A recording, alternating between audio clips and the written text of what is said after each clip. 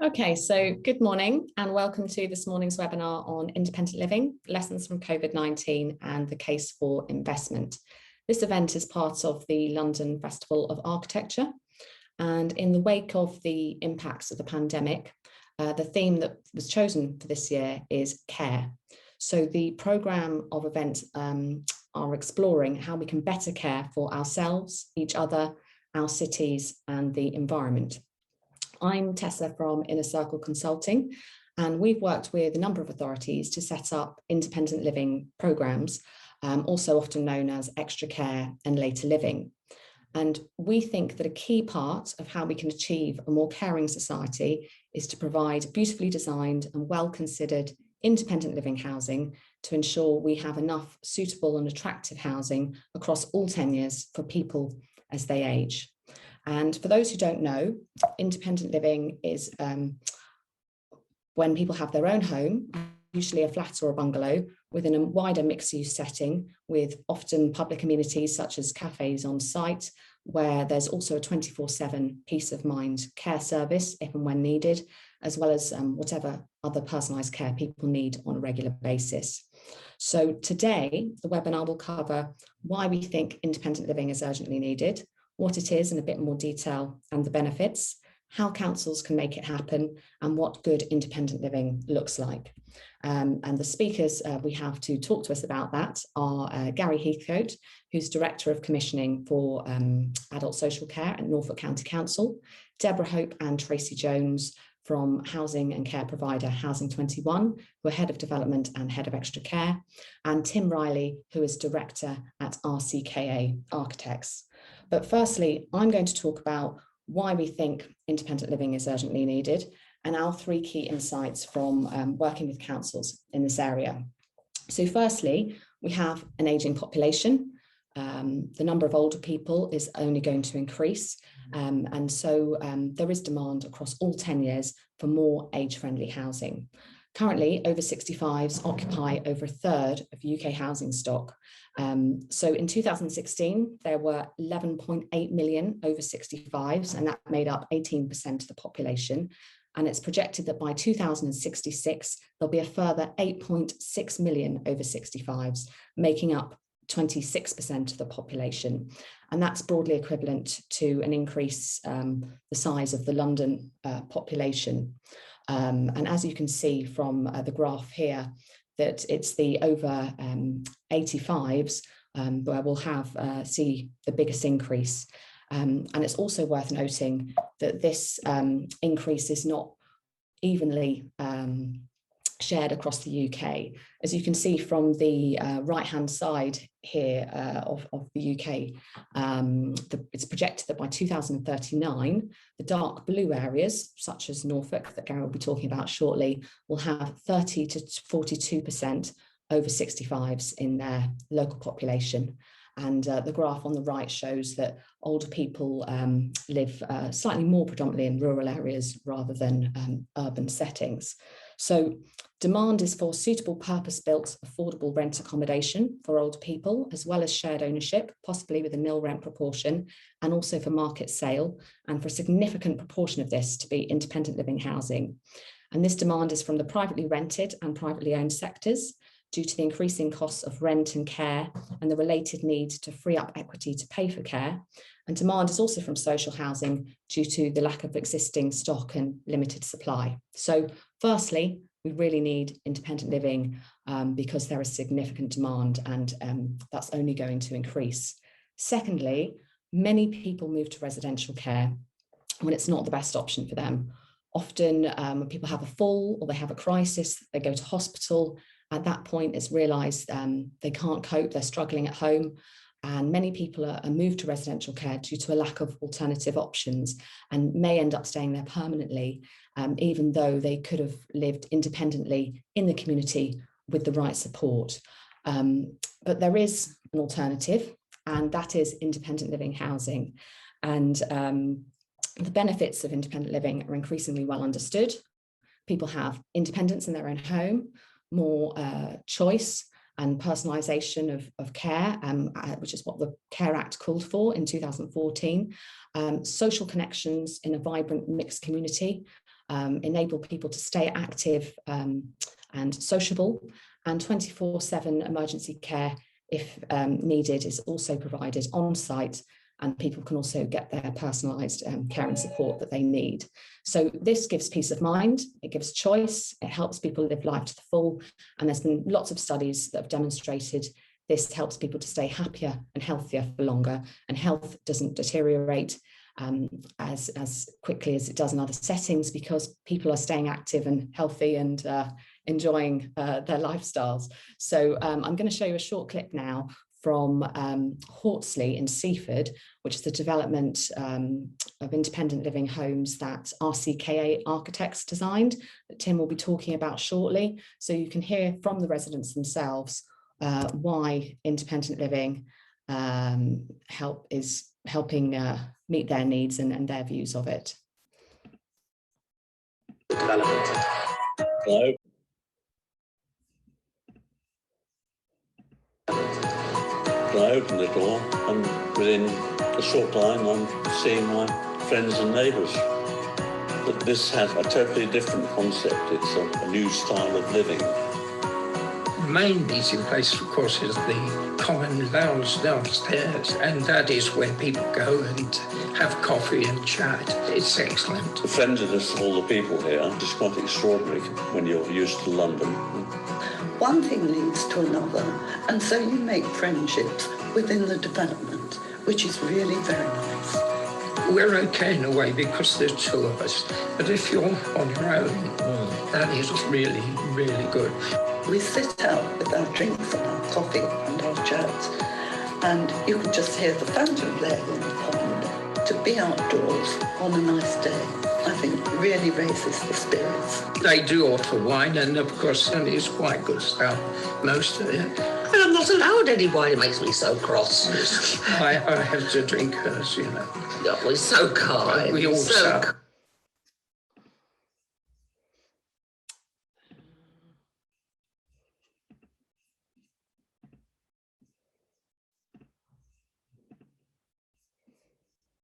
So sorry about the technical glitch there with not seeing the video at first. So I'll just skip through to where I was in the slides. Okay, so to recap, independent living is urgently needed because we have an ageing population, there's significant demand. Many people moved into residential care when they hit a crisis, even if it's not the most suitable option for them. And increasingly the benefits of independent living housing are well understood, and it's a much better place for residents to be, to maintain their independence and to stay active and healthy members of the community. But also independent living can help public resources go further. Total spending by local authorities in 2018-19 showed that 40% of budgets were spent on adult social care. So that equates to £22.2 billion. And over half of that was spent on over 65s. And with one authority we worked with, of that adult social care spending, 59% was spent on residential care expenditure. So we're talking about huge sums of money. And there are competing demands for these funds because they come from central local authority budgets, and other local services are under pressure. So if there's anything we can do to make resources go further by providing more independent living and preventing unsuitable admissions to residential care, and ensuring people are in places which are the best places for them to maintain their health and independence for as long as possible, then we should be doing it. And we've worked with a number of authorities to understand the barriers to supply of independent living in their area, and to develop a business case that addresses those barriers and also secures investment to set up independent living programs. And one authority we worked with, the business case showed that about 1,000 affordable rent homes would provide over 4 million recurrent annual revenue savings per year to social care. And that equated to just over, in that case, 3,500 average savings per person per year, compared to people being in a mix of residential care and domiciliary care. and that figure can be as high as 5,000 on average per person. And the programs show that residual program savings start to be generated from about year 5 of program delivery. And of course, there are also other wider savings and benefits, such as freeing up family housing for others, reducing ambulance call-outs because people are in more appropriate settings and getting the support they need, reducing the need for home adaptations, reducing delayed transfers of care from hospital, because a lot of independent living developments have re-enablement units within schemes where people can be discharged to when they no longer need to be in hospital, but they're not ready to go back home. So huge benefits to providing sufficient independent living housing. And of course, COVID-19 increases the urgency for this type of housing, given the well-documented impact of the first wave of the pandemic in care homes, where people live in closer proximity to each other and where many buildings are older converted properties and can't be easily adapted to respond to the pandemic. So in the first wave of the pandemic, there were over 35,000 excess care home deaths in England and Wales alone. And so if there are more suitable settings people can be in, then they really should be in them.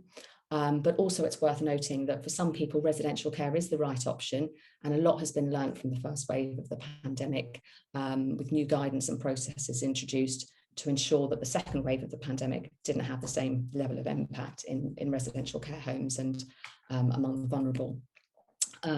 So now I'll just summarise our 3 key insights from working with local authorities in this area that I'm sure our speakers today will expand on. So firstly, a consistent approach is essential.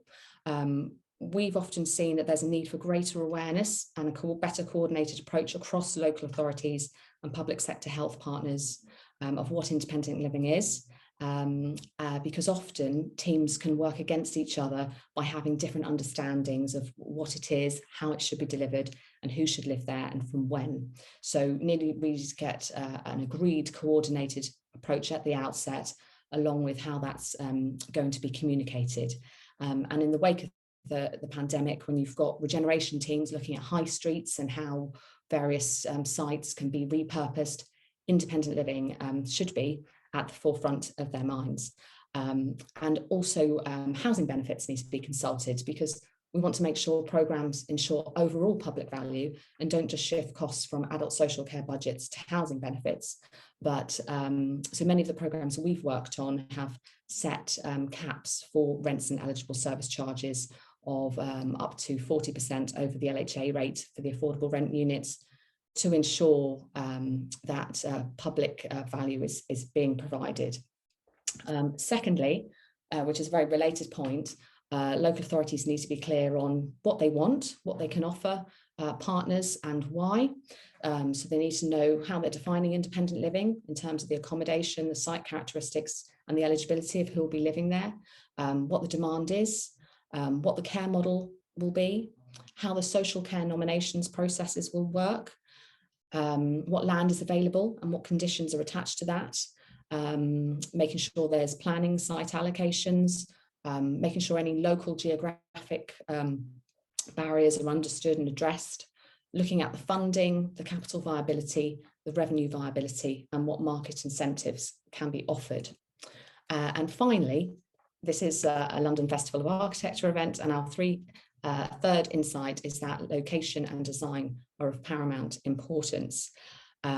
We've visited schemes that really have been independent living by name only, in terms of hallways not being designed for 2 wheelchairs to comfortably pass each other, lack of natural light and lack of inspiring setting, which we think is really important, because when someone's lived in their own home for 30 years, it's hard enough thinking about moving and changing their lifestyle.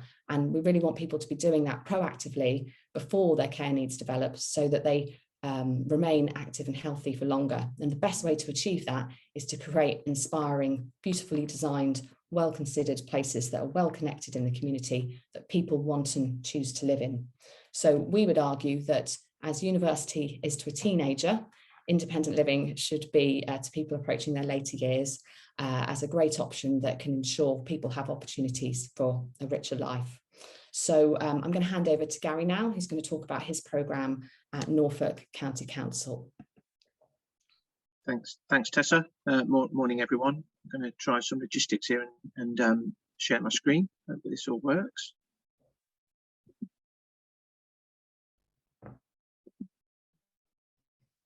Okay, hopefully you can see that. And thanks to Tessa for the introduction, and also those scary slides that showed everyone was moving to Norfolk and my budget's blown for the next 20 years. So great stuff.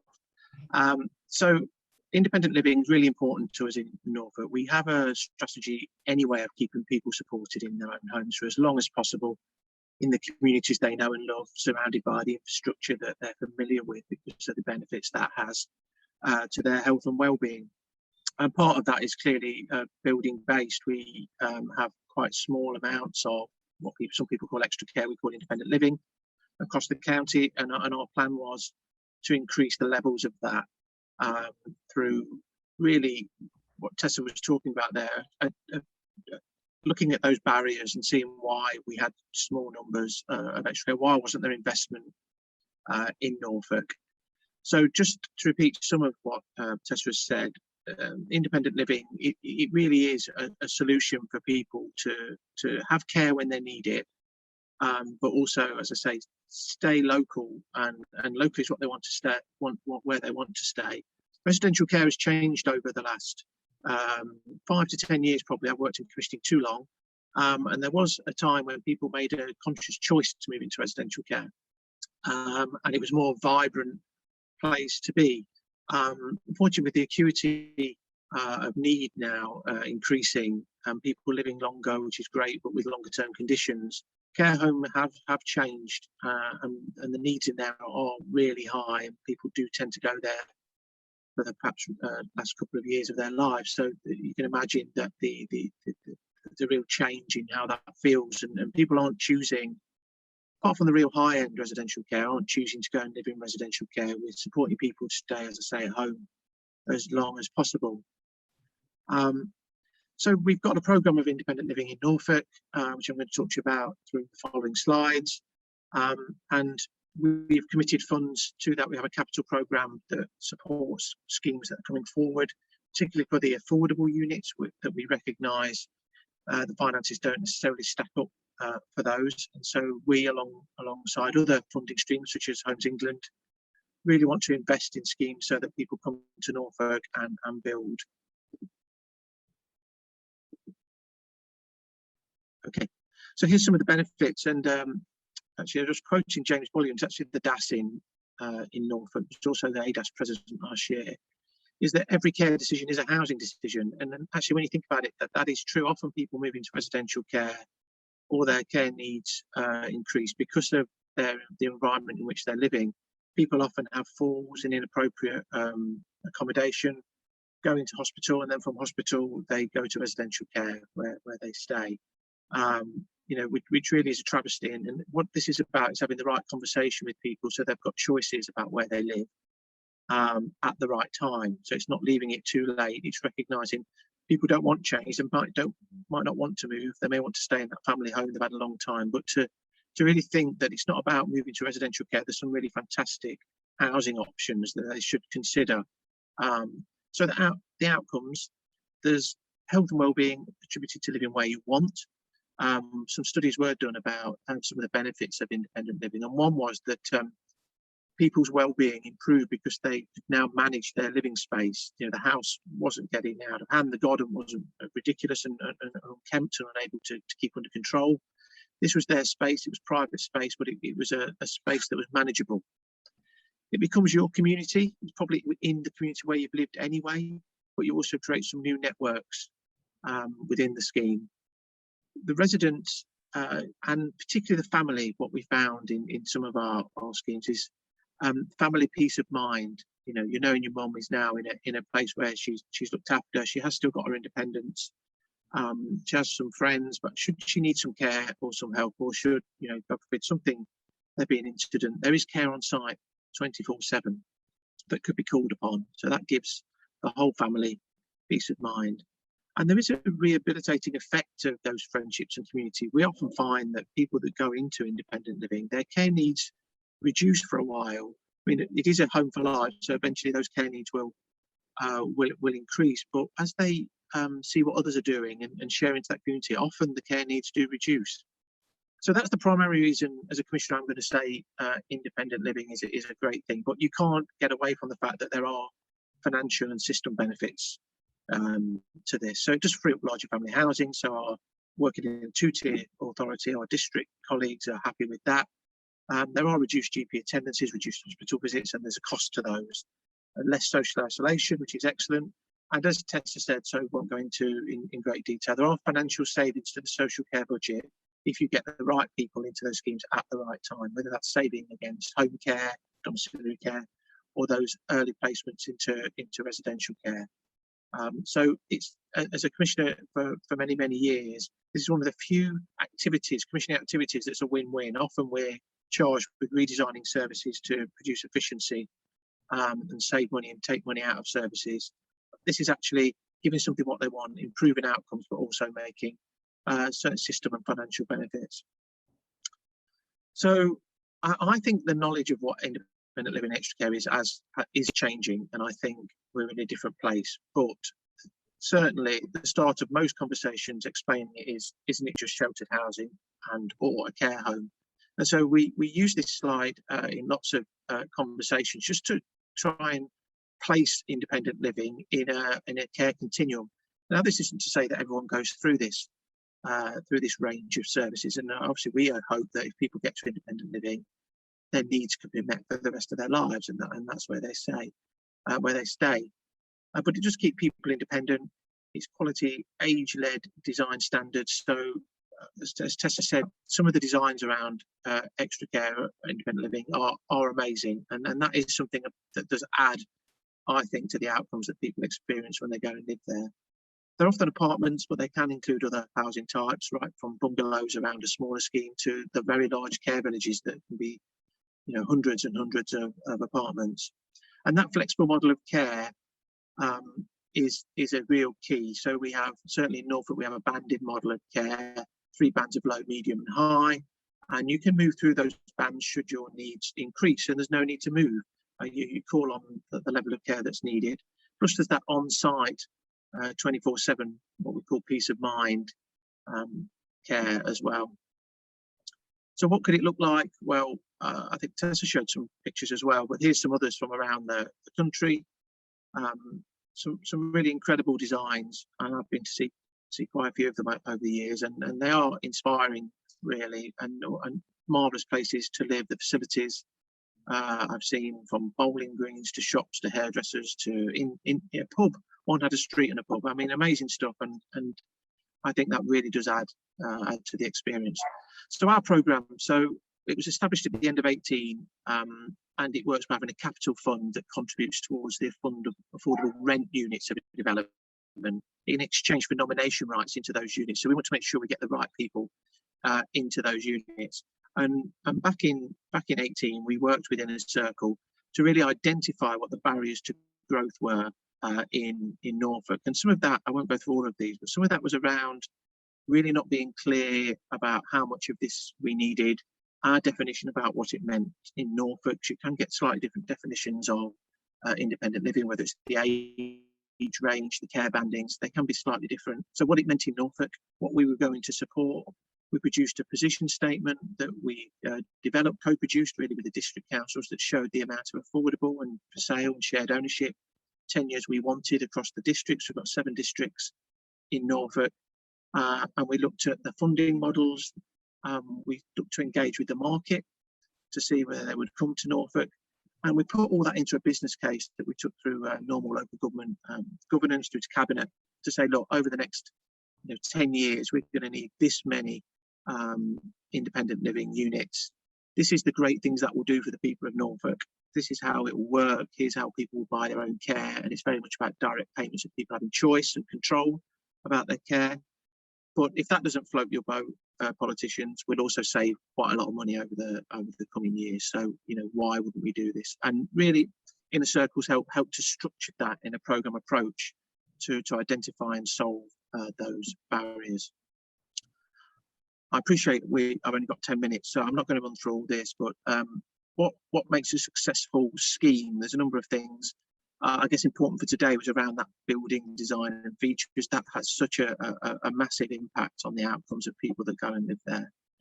The demand and tenure, getting that right, recognising that we need something for everyone. The Care Act says we need a vibrant care market for everyone, whether they're paying for their own care or we're paying for their care. So we're responsible for that as well. That location is critical, connected to local community, the GP surgeries, the shops, having transport links, very, very important. That care model, getting that right is important. We want choice. The Care Act says there should be choice. So you don't have to have care from the on-site care provider. You have a direct payment and you choose where you get your care from. Now, the majority of people do choose that on-site care provider. Financial assurance, so we wanted to really demonstrate that the whole scheme would stack up, and Inner Circle helped us with some of that modelling. And we wanted to make sure as schemes come forward that we have the partnership in place between the developer, the landlord, care provider, the two-tier, the district council, to get that modelling right. Here's our first scheme, which is now open. It's called Meadow Walk in Fakenham, and fantastic scheme. As you expect, fantastic design. Really, the rooms are great, corridors, the amenities. It's got some features like an indoor shed, nostalgia shop, a living wall, and a memory garden. All great stuff. And it is a finalist for an Inside Housing Award, so we'll be backing that as much as we can. And this is my last slide, I think. Hope I've not overrun. I was going to put a load of bullet points here about COVID, but what challenges remain? Let's say non-COVID first. So there's still the land, also important, getting that land for development. We look at whether we can free up in Norfolk County Council land when it becomes available, but also we're open to people coming with land as part of this programme, and we make that stack up. And again, explain what independent living is. So has COVID-19 changed our plans? Well, it's simple, no, really. We're lucky that we've done our early work on the programme and the business case before COVID. Obviously, there was a stall over the last few months, a year in development, but we've got a strong pipeline, 15 or 16 schemes coming forward. And if anything, COVID has just kind of enhanced our ambition to get this done. Yes, there were benefits, and we know about the stories of what happened for people in residential care when they decanted the acute hospitals. But having more personal space in a scheme or outside space is important if we're going to sort of go through this kind of thing again. Actually, it's just a good thing to do. Independent living is a better place to live and affects people's outcomes. So we're marching ahead, and if anything, it's given us a greater head of steam to get things done. And I think that's my last slide. Thank you. Thank you, Gary. Really interesting to hear about your approach at Norfolk. I'll just remind people that if they do have any questions, please type them into the Q&A, and either we'll type responses during the session, or if we have time, discuss your questions at the end. So I'll now hand over to Tracy Jones and Deborah Hope from Housing and Care 21, who will talk about some of the operational benefits of independent living and how it can help to increase resilience in communities. Slight technical problem. I'll just get to the right screen for sharing, and then I'll start.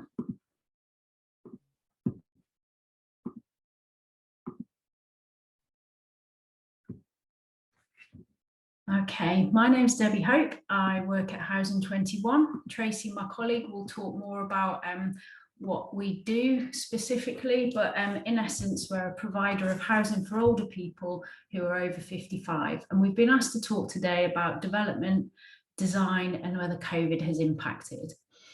So the previous presenter said, no, it hasn't impacted on them. I'd go a bit more, yeah, but no, but yeah, maybe. And we'll talk about those different kind of impacts as we go through.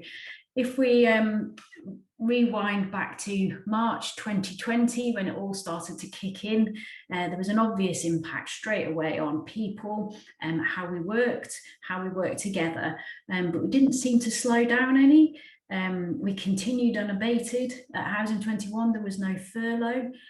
We refocused some people, but really it was only into acquiring PPE, because that was the thing right at the beginning. But the real impact, I suppose, is now, not right at the beginning. If we fast forward to March 2021, 21 and we look at what we delivered, we still managed to deliver 400 homes and 79 homes for sale. So those numbers are around what we were targeting anyway, so that's not been a problem. But we did see problems with initial delays in supply and with labour. There was a bit of a shutdown for about 3 or 4 weeks of building sites, but after that we were back up and running. There were initial delays around planning because a lot of local authority staff were furloughed for a period. But again, once new protocols were set up and teams were set up and the new regulations were passed so that planning committees could be held virtually, even that's picked back up and got back into its normal routine and rigour. Everyone came back with a bit of a fighting blitz spirit, and things began to continue as normal.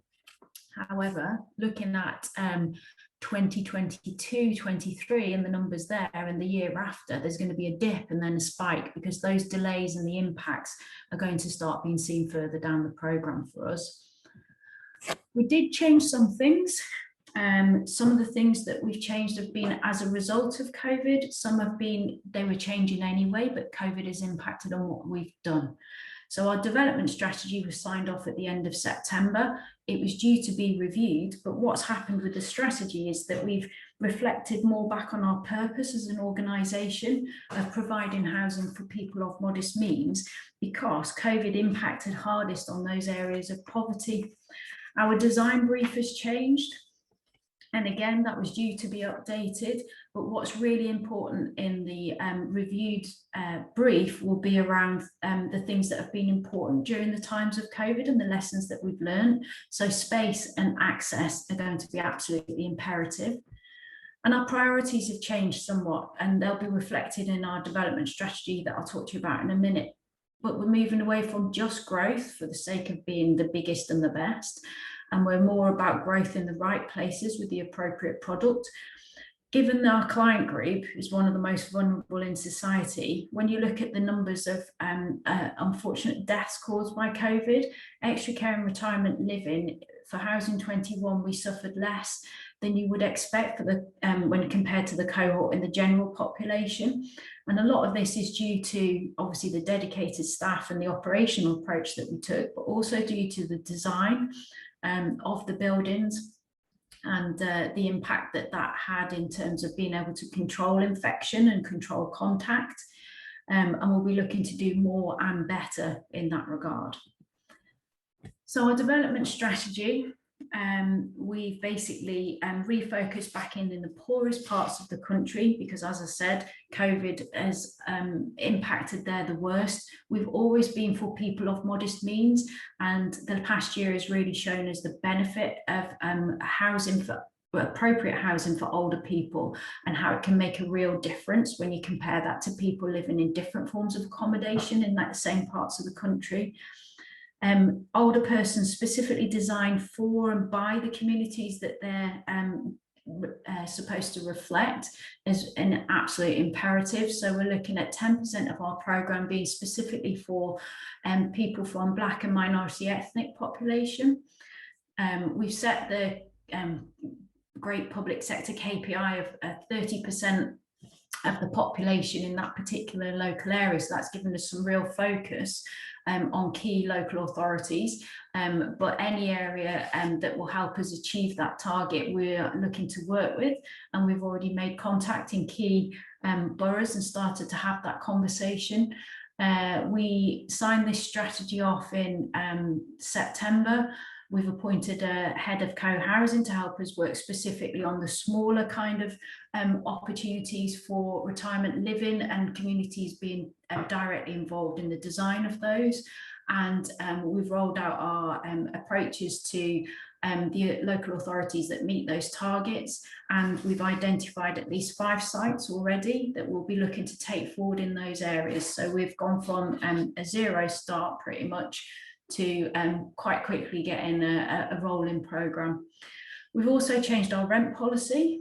We're using a social rent, a formula rent approach, so that in terms of the modest means, it's accessible as it possibly can be. And we're also looking at low carbon. Low carbon is something that we're going to have to do anyway as part of legislation, but we've brought forward our own targets. So we won't be delivering anything with fossil fuels after December 2022. Part of that is around obviously the environmental agenda and moving forward about the environment, but it's also about income and about comfort and about usability for the residents. And we're starting from a fabric first point of view. So we're hoping that we'll be able to bring down running costs and make things easier for those residents. All of that obviously has an impact in terms of finances. So we'll still be looking to do a significant development programme. It'll be 800 units a year, but that will be a maximum rather than continue to grow, because we feel very strongly that it's about the right product in the right place and not just about being the biggest. In terms of the lessons that we've learned from COVID, these are the 5 key areas that we'll be absolutely reflecting in our design review and our brief that comes out of that.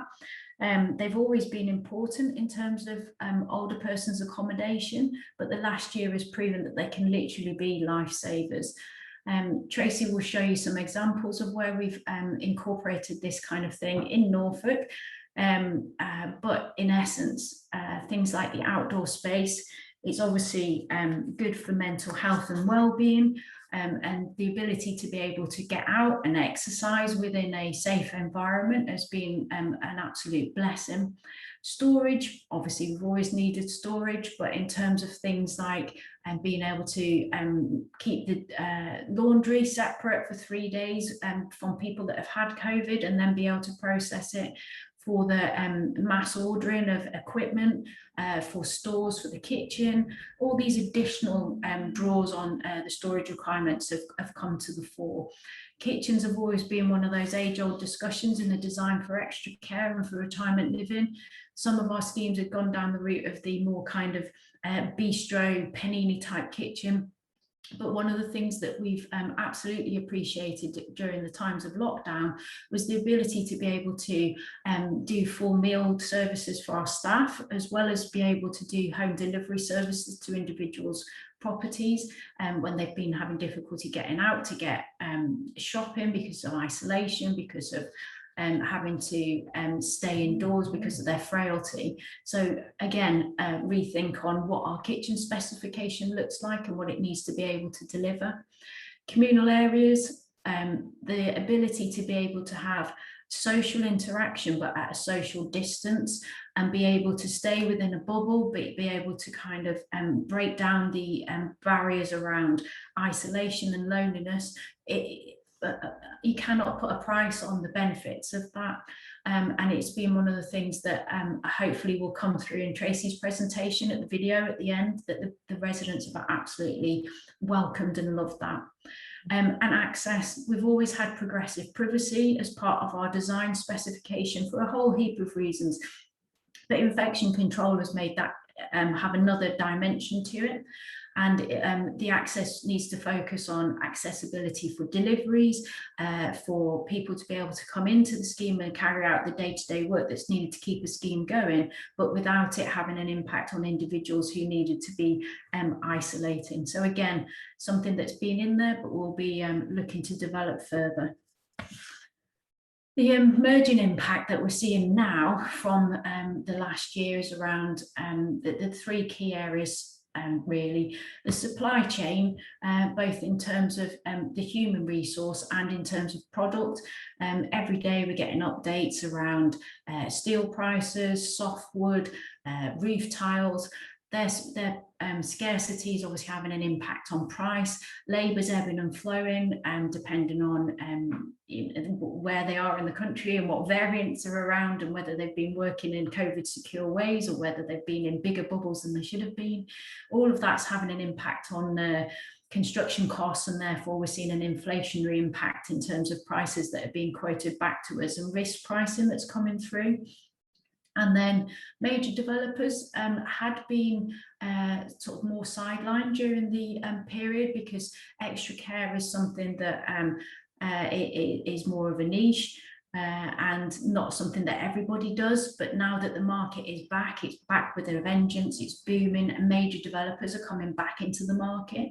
And so in terms of our own experiences around land and negotiation of deals, we're starting to see that that's been impacted now, and therefore that competition is also pushing prices up. So has COVID affected development and design? Well, yeah, but no, because we're still continuing to do it. We're still continuing to grow, but it's just become something which we focused on in a different way. Thank you, Debbie.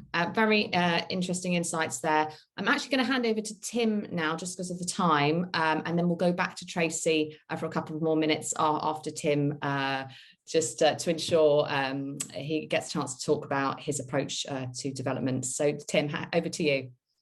Great. Good morning. I'll share my screen. Okay, great. Yeah, so we've been working in the later living sector for about 8 years, and I hope to give you a brief insight into our experience. So we've consistently taken a positive and inclusive approach to promote the benefits of extra care. And in this time, we've had a variety of responses. And we have the common obstacles and misconceptions that we've tended to come across include the development is going to put a burden on infrastructure, the assumption that old people living in a new development will be from out of town, from other areas. The reality, however, is that most people live within about 6-mile radius of the site, and they're keen to maintain their social networks. And also, as we've heard, local residents moving into homes designed for their long-term needs brings other benefits in terms of reducing the burden on social infrastructure. It's in the wrong location. This is an antiquated idea that old people should only be living in bungalows out of town. We need to understand that retired people spend more money in the local economy and are more engaged with their local community than any other demographic. So they're key to a thriving community, and they must be part of it. The proposals are too dense. The assumption that general housing planning policies can be applied to independent living and extra care. Clearly, this is inappropriate because car use and car ownership are much lower, but principally it's due to the fact that extra care residents really thrive in dense developments that support a more communal way of life and interdependence. So here are 2 of our later living developments for Life Story. Horsley, as we've seen, is a project in Seaford and consists of 38 apartments on a high street. It's on a constrained infill site, but we managed to achieve a density of about 250 dwellings per hectare, a very simple kind of crescent arrangement around a courtyard. Communal spaces are modest, and many of the facilities are already provided on the high street itself. So our focus was on this winter garden gallery you see on the right that brings together social space, external amenity, and circulation. Park House, another project for Life Story, also consists of 38 apartments, and it's located in a town centre, but it's where the town centre meets a public park. It's very constrained again, and it's a highly sensitive site, but it manages to achieve a density of about 100 dwellings per hectare. The communal facilities in this case include resident lounges, treatment rooms, guest accommodation, and a public restaurant that overlooks the park. Both projects have been recognised with several awards and are enjoyed by very happy residents. In fact, I've had poems from residents from Horsley extolling the virtues of living there. But it must be said that both of those projects had to secure planning through the appeal process. So that's a really time-consuming and costly exercise. However, the scrutiny of a public inquiry has really helped us to hone our message going forward. So Borton Heath in Chester is our first project for Retirement Villages Group. It's located in the Greenbelt on a former garden centre site and had extant proposal for 110 extra care dwellings. Here it is here in red. So in this project, we actually took a far more confident approach. So we really challenged the council and their policies, and we engaged fully and with the wider community, and encourage peer review, all at the time, in the middle of last year, at the time of lockdown. Through this greater engagement with stakeholders, we demonstrated that our proposals for 147 dwellings would better suit the site and better serve the local community. As a consequence, we secured unanimous support and gained planning approval through delegated powers, which came as a big surprise to us. The proposals themselves consist of 6 pillars integrated with the landscape to define a pedestrian street and a community square. And there's a range of diverse kind of landscape spaces within the scheme. It's the first Fitwell project in the UK that uses the community scorecard. And this is really important to us because what Fitwell does, it starts to introduce outcome-based KPIs. And with the community scorecard, these are based, we're judged on the benefits to the wider community. So things like access to nature, access to alternative modes of transport, and amenities that are open to the public. Here's a plan of the scheme.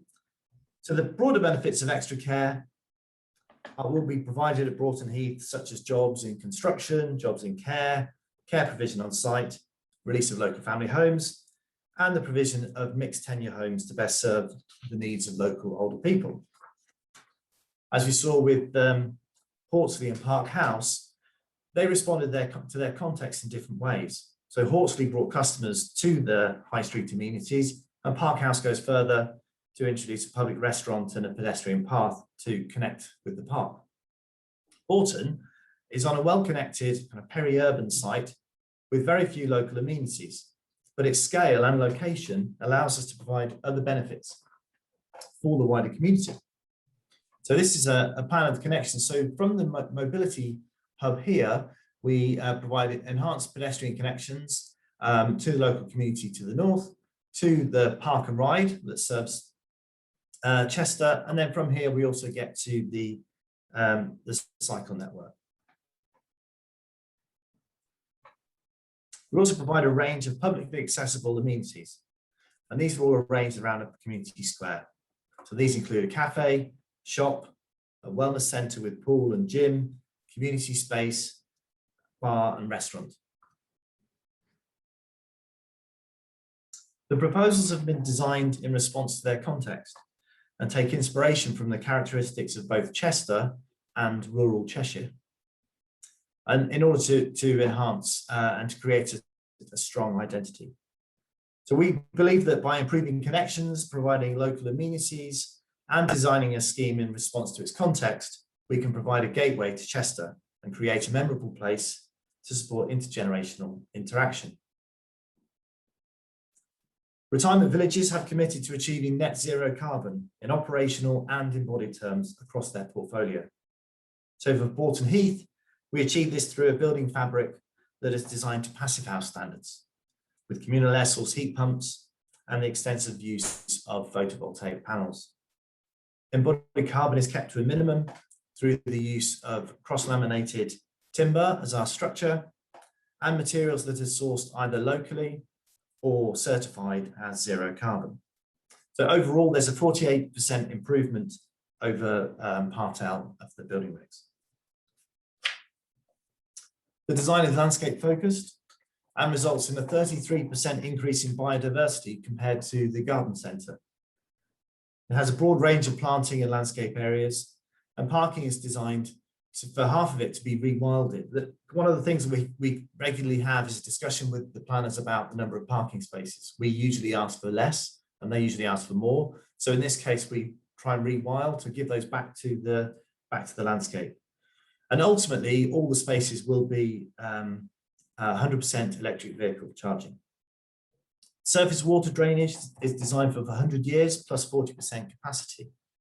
And with the swales and attenuation ponds, we can integrate water features into the pedestrian street. So here's our pond, so the swales are down the pedestrian street. And this reduces surface water runoff by 40%.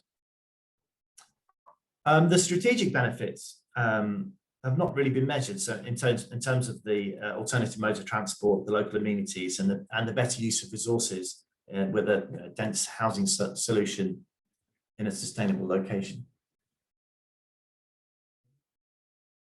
well-being, enhancing well-being for residents is at the core of extra care. Apartments are dual aspect, generous, and have been scenario tested to adapt to the long-term needs of residents. So lots of views to the countryside, partitions that can be removed, and we've also introduced a loggia instead of a projecting balcony, and that allows for more privacy, external space, obviously with more privacy, shelter, to encourage more meaningful use throughout the year. So there's sufficient space here to exercise. The use of corridors throughout has been kept to a minimum, and instead we've designed for more generous lobbies and interconnected rooms through fire engineering. We've tested the performance of the apartments under 9 climate change scenarios over the next 60 years to ensure that the apartments achieve high levels of natural light and are also thermally comfortable. From the community square in pink here to the apartment lobbies, we have designed the scheme to encourage active and incidental social interaction between residents, staff, and the wider community. We've also been mindful of how we respond in the event of a pandemic. To this end, the layout has clear thresholds to allow for incremental shielding. So we have at the site boundary, at our reception, from where we can control access to the residential areas, within the individual villas, and within the villas themselves, each landing is shared between 3 and 4 apartments. Communal circulation is either in a well-ventilated atria, which you'll find in the villas, or external, which you find in the blocks to the north. There are no double-loaded long corridors in the scheme. Here's a couple of slides on the days in the life of living in our development. So engagement with nature is encouraged throughout the dual aspect apartments, with generous external amenity spaces, site biodiversity, a range of landscape spaces, heavily planted routes, and sheltered spaces that allow communal activities to spread out into the landscape. So connections with the wider community are enhanced with the provision of amenities for public use, and also to encourage intergenerational play and placemaking. So this is the route from the north, from the pedestrian route from Whitchurch Road to the north. You walk down here into the community square. The reception from the community for our development is here. This is the reception, and then down our pedestrian street. And taking that further from, if you arrive by car, again, you come into the community square. This is the community square here. So this colonnade encourages activity and spill out from the shop and cafe into the reception, onto the gallery. You get these incredible views of the countryside. Over through these examples, we've shown that providing extra care is not something one does simply to meet housing need. Extra care is an incredible tool to enhance community cohesion and the well-being of multiple generations. Thank you. Thank you, Tim. Really interesting and great to hear about how your approach to enhancing well-being in terms of design, and also thinking about constrained town centre sites and how they can be used for independent living. Tracy, I'm going to hand over to you now for a few minutes, and then I'll just raise a couple of the questions that have been made, but do appreciate we've got 5 minutes left if anyone needs to go, but we'll cover Tracy and then have a couple of questions. Tracy, over to you. Thank you very much, Tessa. So I'm probably just going to reduce my presentation down slightly, just because of the time scale. So hopefully you can see my screen. Okay, so I mean, Debbie's kind of talked you through most of our development and design aspects of Housing 21, but just wanted to kind of brief really on who we are firstly. So we're the leading provider for extra care, retirement housing for older people and modest means, with just over 130 extra care schemes across the country, with over 6,000 extra care properties. And we're currently working with approximately 170 local authorities at the moment. So Housing 21 offer and prefer to provide a fully integrated service, starting with the development, the commissioning, and of course managing both the landlord and full dedicated care service on site. We're governed by CQC and have 94% of our care services rated as good by CQC and 6 now as outstanding. Currently delivering 44,000 hours of care to just over 5,000 service users each week, which is quite a lot when you look at what we've been through with COVID. Some of the advantages for our residents living in extra care is that they've had the independence to live in their own self-contained, fully accessible apartments, which is very different to that of a care home environment. They've also had the peace of mind with a dedicated care team on site, whether that be from us or an external provider that we work in partnership with, covering that 24 hours a day to support their needs. And also some of that loneliness during some of the hardest times during the COVID pandemic. So COVID has presented some challenges for Housing 21 and for all care providers and housing providers of older people, mainly around social distancing and that social inclusion piece, just as it has for all of us really, not being able to get together with friends and family and being able to socialise as you normally would. However, for our residents, you know, thinking about the communal spaces that we have, they are just an extended part of our living environment. So I think, you know, like Debbie was saying, our residents benefit really from the large shared facilities, including the communal lounges, the cafe bistro, kitchens, but in particular during COVID, the large garden environments, which have been a huge benefit for daily exercise and people being able to get out of their flats and have exercise and fresh air. Of course, we recognise that mental health and wellbeing has been one of the key issues at the point of the pandemic through the last 12 to 15 months.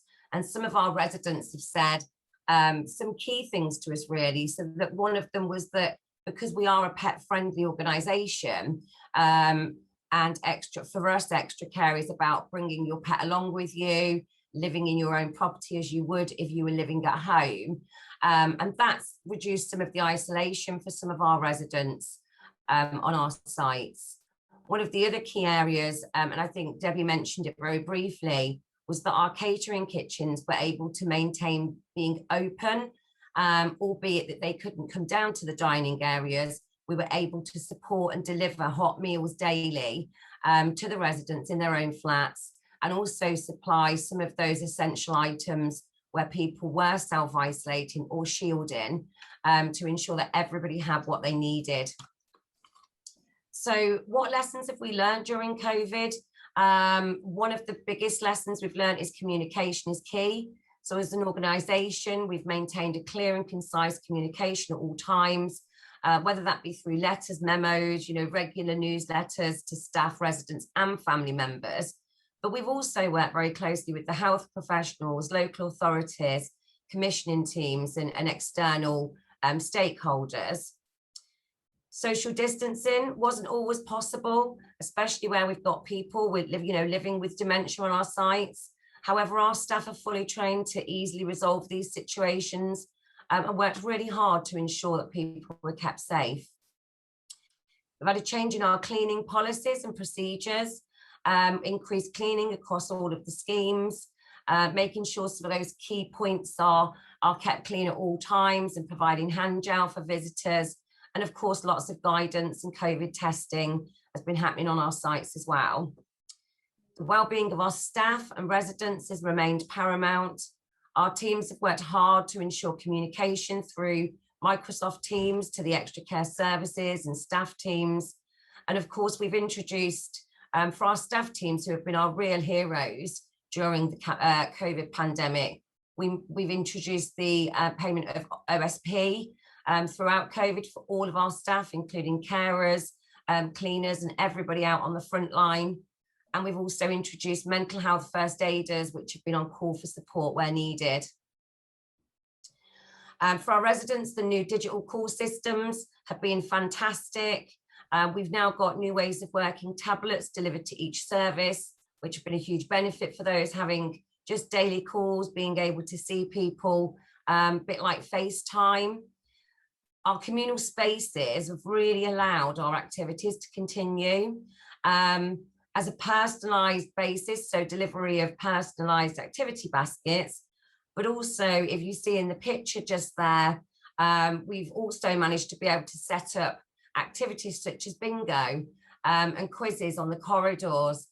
So because the corridors are wide enough to do that social distancing, that's been a real godsend to our residents who have felt quite isolated through the pandemic. We are trialling at the moment a system called Sparko. If you haven't heard of Sparko, it's very much creating a virtual community, but people have it in their own flats and linked to their own TVs. We've introduced deaf and bereavement support for our teams.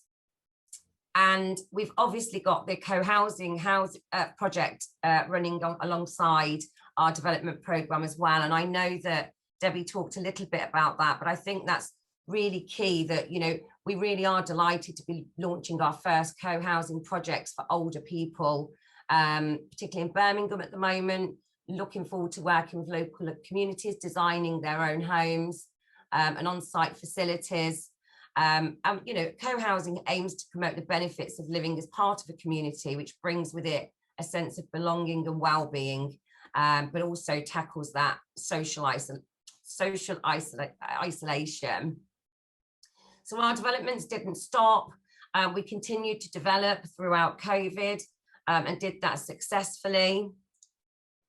Just a little bit of what we've got going on over at Meadow Walk in Norfolk. So that opened on the 24th of May. First residents started moving in.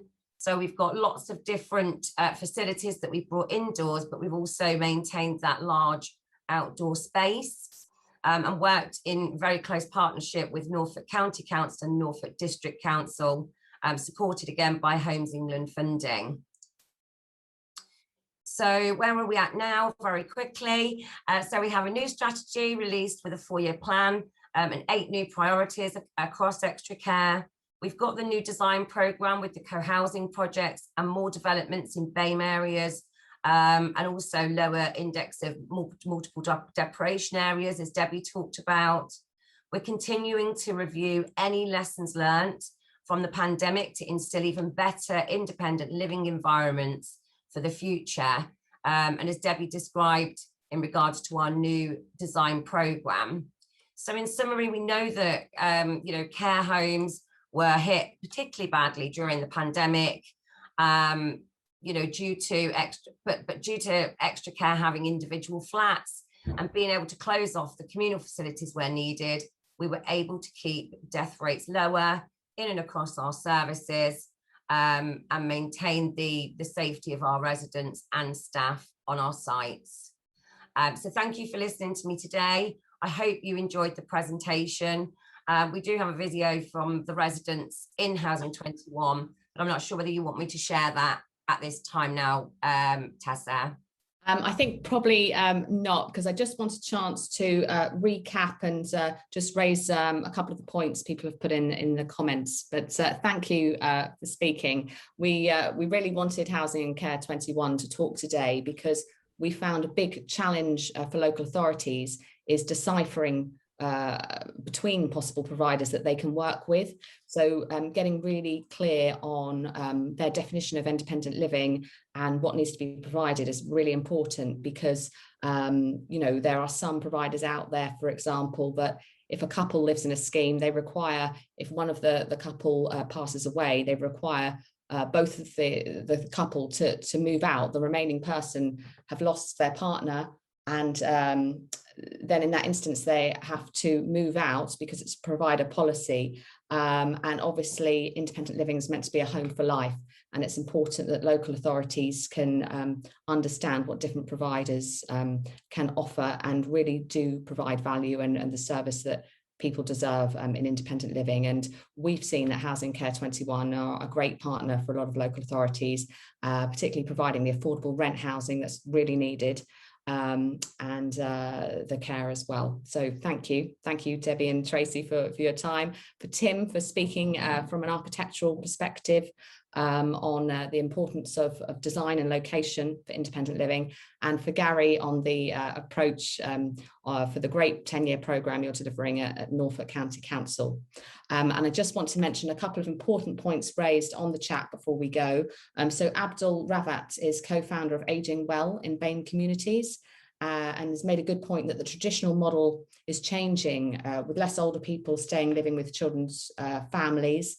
And for many in later years, they really struggle. There's severe financial hardship, ill health, reduced life expectancy, and what can be done to address the fact that there are stark differences in how people experience later life. So that's an important point. Unfortunately, we haven't got time to discuss today, but wanted to raise. And he also makes the point that revenue funding is key to sustainability of schemes in terms of the care and support in particular. But schemes can take, 3 years from planning to occupancy, and that is if the process goes well. And during that time, priorities and funding frameworks and political frameworks can change. So what reassurance can local authorities provide to support RPs with certainty when pursuing developing independent living? So some good points raised there. If anyone has any questions, please do contact us following the presentation, and we'll do our best to get back to you. But thank you for everyone attending today. Thank you.